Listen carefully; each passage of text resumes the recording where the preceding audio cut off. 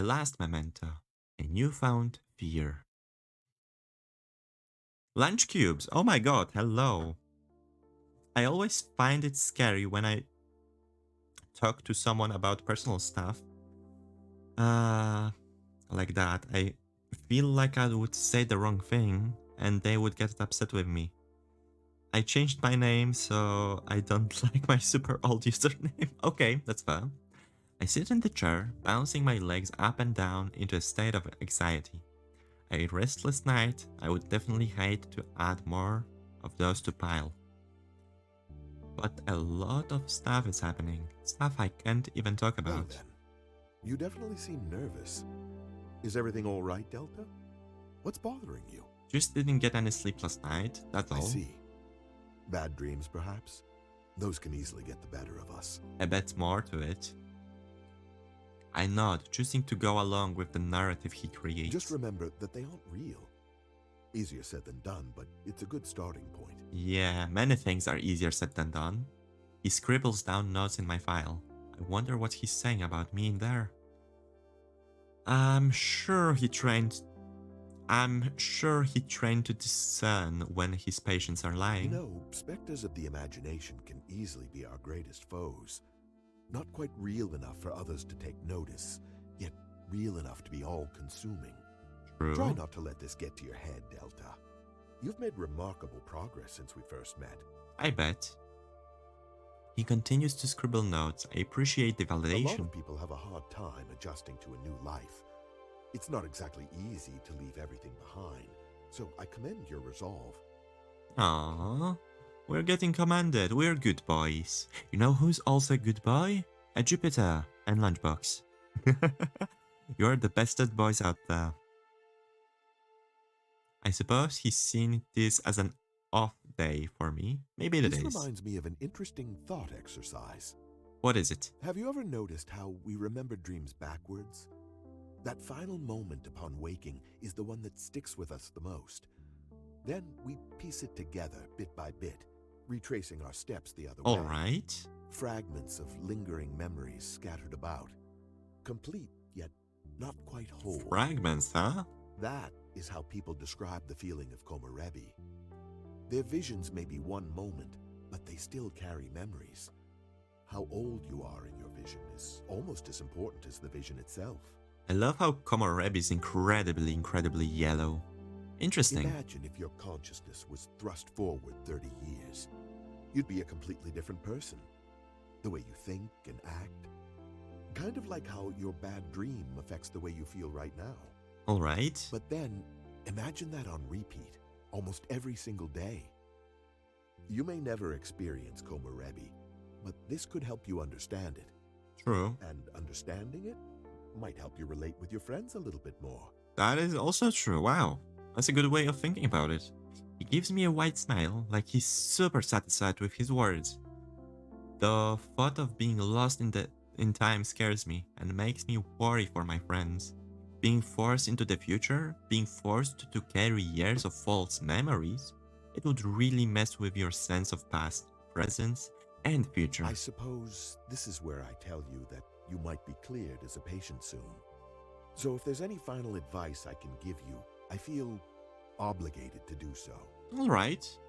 Really, I'm actually kind of surprised. The mental health of my patients is my greatest concern. Unfortunately, there are others who could benefit more from my time. Oh, I bet.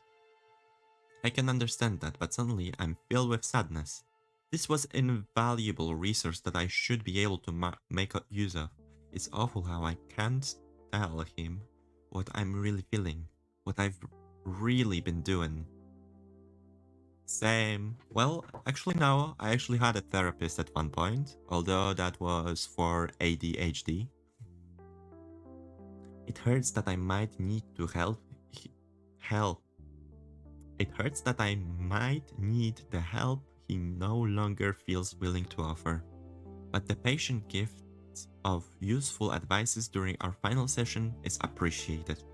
It's what I saw him as in the first place. After all, a mentor figure. The offboarding process is quite simple. I just need 2 more sessions to determine if my decision is final. A lack of issues to talk about is a pretty good sign in your I favor, see. no? That's one way to go into therapy. Being forced into one is never fun though. An apparent lack, more like. I noticed that I've stopped bouncing my leg up and down. It's like my body is at ease knowing I'm cleared soon. If that happened, he would never be able to figure out what I've been up to. However, my mind is far from the opposite. It's interesting how our body can clash in such way. Feeling ease but unease at the same time. Is there a word for Moving that? along, did you see the latest August keynote? A little odd that they didn't talk about the protests. It is. Although this nostalgia technology seems quite interesting. Even if it might be decades away, it's still a nice concept. From a purely therapeutic perspective, of course. Alright. That sounds vaguely familiar, yet I can't remember why. Didn't Argus mention nostalgia during their advertisement report as well? Ask him to elaborate, but he's cut off before he can speak. His phone rings. Excuse me for a moment. He takes his phone out of his pocket and accepts the Yes? call. What is it? He looks around the room as he speaks. It's almost like he's frightened by who's talking to him. No, it's all going well. Huh? He gulps. Of course. I'll make sure that it gets taken care of. No, I wouldn't dream of it. Like I said, it's all going well. What's going well? He locks eyes with me for some reason. I'm terrified. I'm used to seeing him calm and collected. This is very unsettling.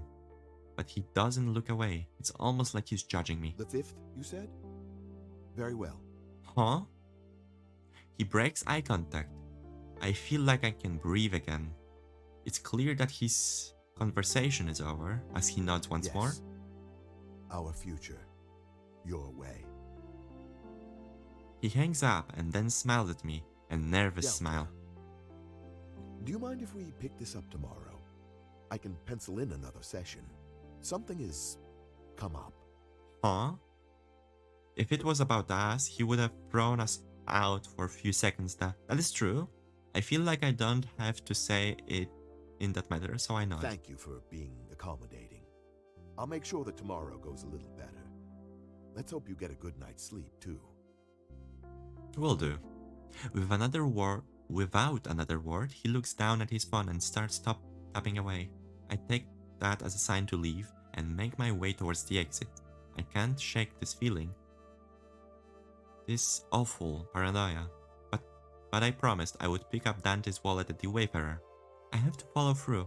I wouldn't want to let him down.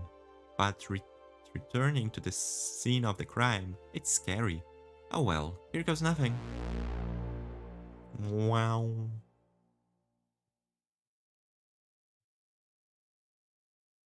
Are we just gonna go there or meet somebody there? Have you ever played Hades? All the dialogues is completely dubbed as well. This game reminds me since there is a VA 24/7. Oh, okay.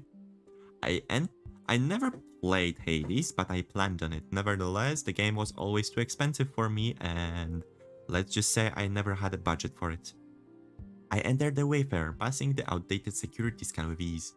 Good to know that it's not updated yet, in case we ever decide to come back here. It also gives me a sense of comfort that nobody was tipped off last night. We're in the clear. After approaching the bar, the proprietor walks towards me. My heart begins to race. For some reason, I feel like I was able to get caught, like our actions would catch up to us. However, with a friendly smile and brief conversation, they hand back Dante's wallet. Of course, not without a comment about how outdated such an item is. Odd thing for someone to say when they pride themselves on the outdated aesthetics. I laughed to myself, realizing that everything was fine. I was probably just being scared after what Klace told me about the previous rebel group. Of course, as I make my way to the exit, everything changes. Out of the corner of my eye, I see somebody standing there, staring. I turn to face them, but much to my surprise, I see nobody there. Huh? My heart sinks to my stomach, but I'm relieved that I was seeing things. That is, until I close my eyes and shake my head. I should have granted. It should have granted me clarity.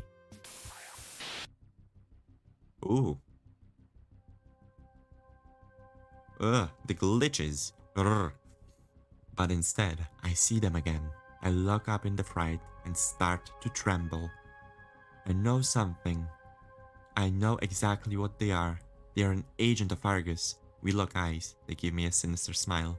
In the exact moment, it feels like our links is undeniable. I want to look away, but I'm almost physically incapable. I feel like a chase could begin with any sudden movement, like I'm some sort of prey. I suppose we are with what we've been up to lately. Is this what it comes to an end? A moment later, their sinister smile turns into something more warm and friendly. They tilt their head toward They tilted their head behind them, as if signaling me to look. It's the back door. The very same one that we used to sneak Chiron in last night. They must know. Then they hold up their hands, and the sight before me almost makes my heart stop. Okay, thank you very much for follow, Mr. Somebody. I cannot read this. Why is it so hard to read? Resting in their palm is a single glistening apple. Are they mocking me? The back door opens. The apple, symbol of our treason, my treason. There's no way. Ugh, that gives me chills. That gives me real chills, to be honest. It's an apple we gave Chiron. They were aware from the beginning. They see it all, huh? I mean, yeah, I did notice music change.